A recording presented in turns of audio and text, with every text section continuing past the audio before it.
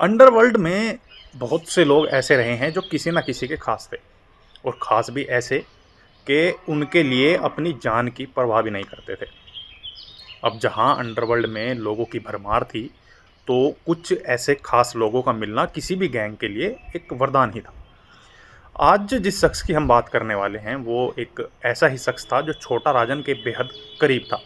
और इस शख्स के जीवन में एक समय ऐसा भी आया था कि ये छोटा शकील, जो कि दाऊद का सबसे खास आदमी है, उसको मारने के बेहद करीब था। लेकिन छोटा राजन ने उसको ऐसा करने से मना कर दिया। नमस्कार क्राइम पेट्रोल फैमिली, मैं आकाश देशवाल एक बार फिर स्वागत करता हूं आपका एक नई वीडियो में। आज की वीडियो में जिस शख्स की बात हम करने वाले हैं, उसका नाम है फरीद तानाशाह।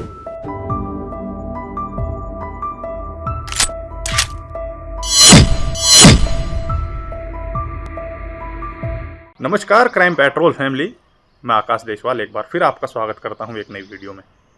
आज जिस शख्स की बात हम करने वाले हैं, उसका नाम है फरीद तानाशाह।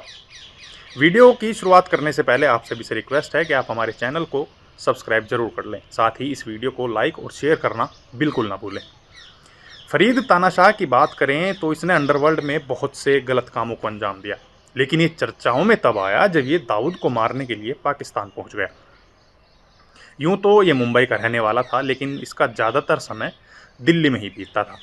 फरीद तानाशाह मुंबई का रहने वाला था, जहां लड़के बड़े होते होते अपने सपनों को पूरा करने की सोचते हैं, तो वहीं फरीद ने क्राइम का रास्ता चुना।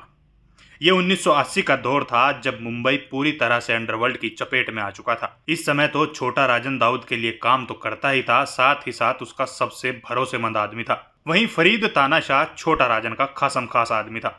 वो बात अलग थी कि इस दौर में दोनों दाऊद के लिए ही काम कर रहे थे। देखते ही देखते फरीद डी कंपनी के उन खतरनाक शूटरों में शुमार हो जाता है जिन पर डी कंपनी सबसे ज्यादा भरोसा किया करती थी। 1993 के मुंबई ब्लास्ट के बाद छोटा राजन और दाऊद ने एक दूसरे से किनारा कर लिया था।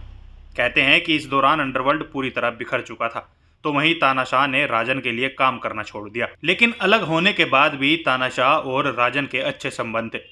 अब इन दोनों के अच्छे संबंध की एक और वजह थी, और वो थी कि फरीद ने 2 शादियां कर रखी थी, जिसमें से फरीद की एक पत्नी को छोटा राजन अपनी बहन मानता था।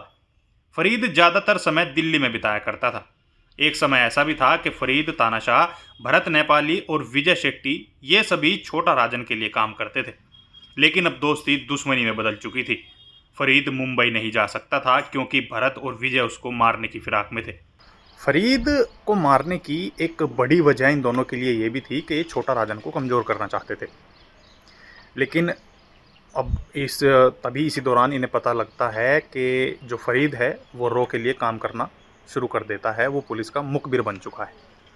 और इसी दौरान रो को खुफिया जानकारी मिलती है कि जो दाऊद है वो पाकिस्तान के कराची में छिपा बैठा है। अब दाऊद को मारने के लिए रो के पास एक मोहरा था, और वो था फरीद तानाशाह। अब फरीद को रो फर्जी नाम और पासपोर्ट के साथ कराची भेजती है ताकि वो दाऊद को मार सके। अब इसके लिए फरीद वहाँ जाता है। कराची में जो रो उसके लिए इंतज़ाम करती है वो वहाँ रुकता है, और दाऊद को लेकर वहाँ वो मुखबिरी करनी शुरू कर देता है, उसके ठिकानों का पता लगाता है। तभी बीच में एक समय ऐसा आता है कि जो दाऊद का बेहद करीब सबसे खास आदमी था, छोटा शकील, वो उसके निशाने पर चढ़ जाता है। तभी वो कुछ करने से पहले इंडिया फ़ोन करके पूछता है कि दाऊद तो अभी फ़िलहाल नहीं है, लेकिन उसकी जगह क्या वो छोटा शकील को टपका दे, क्योंकि वो उसके निशाने पर है। लेकिन छोटा राजन ने ये सब करने से, क्योंकि रो के साथ छोटा राजन भी इस काम में मिला हुआ था, तो छोटा राजन ने ये काम करने से मना कर दिया। और इसके मना करने की वजह ये थी कि अगर वो छोटा शकील को मार देता तो शायद जो दाऊद को मारने का उनका प्लान था वो पूरी तरीके से फेल हो जाता। इसलिए उस दिन फरीद के हाथों छोटा शकील बच जाता है। रो का यह मिशन कहीं ना कहीं नाकाम होते दिख रहा था। जब रो का यह मिशन चौपट हो गया तो उन्होंने वहां और ज़्यादा लड़कों को भेजने का सोचा। इसके बाद फरीद ने विक्की मल्होत्रा, बंटी पांडे, बालू डोकरे, एजाज लकड़ावाला, विनोद मटकर, संजय घाटे और बाबा रेड्डी को भी इस मिशन में अपने साथ शामिल किया। ये सभी व्यक्ति छोटा राजन की गैंग के थे। छोटा राजन भी चाहता था कि दाऊद मर जाए। साल 1998 में यह सभी दाऊद को उस समय मारने की फिराक में थे जब वो अपनी बेटी मारिया की अंतिम यात्रा में शामिल होने वाला था। बताया जाता है कि दाऊद अपनी बेटी की मौत के बाद एक दरगाह पर आने वाला था और फरीद तानाशाह और उसके अन्य साथी दाऊद के वहां आने का इंतजार कर रहे थे। लेकिन उससे पहले ही दाऊद तक ये बात पहुंच चुकी होती है कि कुछ लोग भारत से उसे मारने के लिए पहुंचे हैं और ये बात पहुंचाने वाला था नेपाल का एक सांसद मिर्जा दिलशाद बेग। बावजूद इसके दाऊद अपनी टाइट सिक्योरिटी के साथ वहां पहुंचा। ये सिक्योरिटी इतनी टाइट थी कि उन्हें दाऊद को मारने का मौका तक नहीं मिला। इसके बाद दाऊद को एक मस्जिद में जाना था, लेकिन दाऊद को इस प्लान का पता लग चुका था तो वो वहां नहीं जाता। अब जैसे ही ये सभी लोग उस जगह पहुंचे जहां ये ठहरे हुए थे, तभी छोटा राजन का इनके पास फ़ोन आता है और वो उन्हें जल्द से जल्द उन्हें भारत वापस आने को बोलता है, क्योंकि अब दाऊद इनके प्लान के बारे में जानता था और इन सभी लोगों की जान को खतरा था। कहते हैं कि छोटा राजन जब ये पूरा प्लान इनका फेल हो गया तो वो इससे इतना नाराज़ हुआ कि उन्होंने 1998 में ही विक्की मल्होत्रा से उस नेपाली सांसद की गोली मारकर हत्या करा दी। अब इसके बाद जो फरीद तानाशाह है वो भी मुंबई छोड़कर दिल्ली आ जाता है, लेकिन तभी 2005 में अजीत डोभाल द्वारा एक बार फिर से दाऊद को मारने का प्लान तैयार किया जाता है और इस प्लान में फरीद तानाशाह, विक्की मल्होत्रा, बंटी पांडे ये सब लोग शामिल थे और इन सभी को दुबई जाना था दाऊद को मारने के लिए। लेकिन तभी पुलिस को फरीद तानाशाह की दिल्ली की लोकेशन पता लग जाती है और ये लोकेशन पता करने में सबसे अहम रोल निभाया था एक नाला सोपारा का डॉन था उसने। दरअसल उस डॉन की उस समय शादी हुई थी और वो अपने हनीमून के लिए दिल्ली पहुंचा था और वो दिल्ली फरीद तानाशाह के रूम पर रुका। अब क्योंकि पुलिस उसकी तलाश में थी, पुलिस के वो रडार पर था, जैसे ही वो मुंबई वापस आया तो पुलिस ने उसे धर दबोचा और जब उससे पूछताछ की गई तो उसने फरीद तानाशाह का नाम लिया। इसके बाद मुंबई क्राइम ब्रांच ने दिल्ली जाकर 2005 में फरीद को गिरफ्तार कर लिया और फरीद की निशानदेही पर विक्की मल्होत्रा को भी गिरफ्तार कर लिया गया। इन दोनों की गिरफ्तारी से पूरा मुंबई अंडरवर्ल्ड हिल गया, क्योंकि कहा जाता है कि ये वो दौर था जब दाऊद की बेटी की शादी होने वाली थी और इनकी इस गिरफ्तारी से दाऊद के खिलाफ एक बड़ा ऑपरेशन फेल हो गया। साल 2008 में फरीद जमानत पर बाहर आता है। कहते हैं मुंबई क्राइम ब्रांच ने इस जमानत को लेकर विरोध किया था। अगर एक पुलिस ऑफिसर की माने तो उन्होंने ये विरोध गैंगवार होने की आशंका की वजह से किया था।